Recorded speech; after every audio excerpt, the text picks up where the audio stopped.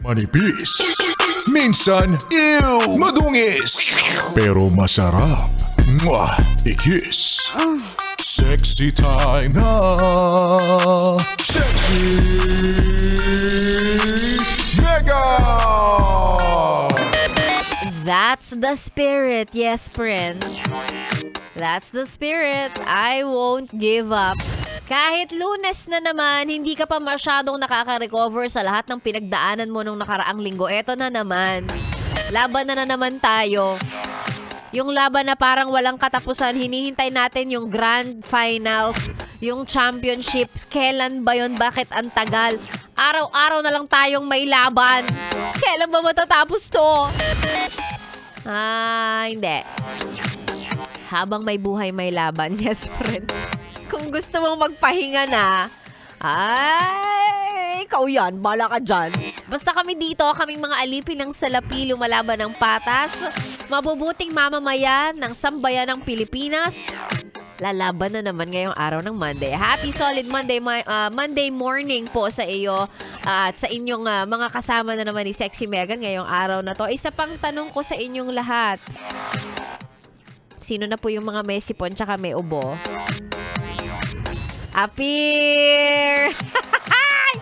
Hoy uso ngayon ng ubo at sipon. Kitang-kita nyo naman, o I should say, dinig na dinig nyo naman, I guess, sa boses ni Sexy Megan ngayong araw na to. And let that be a reminder na mag-ingat po tayo, no? Bukod sa paghahanda mo ng go bag, parang kailangan mo na din yatang magsuot ng face mask. Hindi ko alam kung saan ko nakuha to, pero syempre sa dami ng nakakahalubilo mo sa araw-araw, di ba? Tayo pa naman parang medyo nakalimutan na natin kung ano ba ang nangyari ng COVID, di ba? Yung mga ganyang levels, mga social distancing. What? Face mask, what? Ano yon? Oo. So, I think ngayon medyo kailangan mag-ingat. Ang dami ko rin mga kakilalang may sipon, ubo, ganyan. So, para maiwasan na lang din, di ba? So, tawag dito, do the safety measures para, alam mo na, para hindi mo na makuha. Huwag kang gumaya sa akin. Ang confident ko kasi, palibasa nagba-vitamins, hindi pala kaya ng vitamins ko to, be. Ayan. Ingat-ingat. At pag masama na pakiramdam, huwag nang papasok, please lang. Manghahawa ka pa. Huwag mo ako gayahin.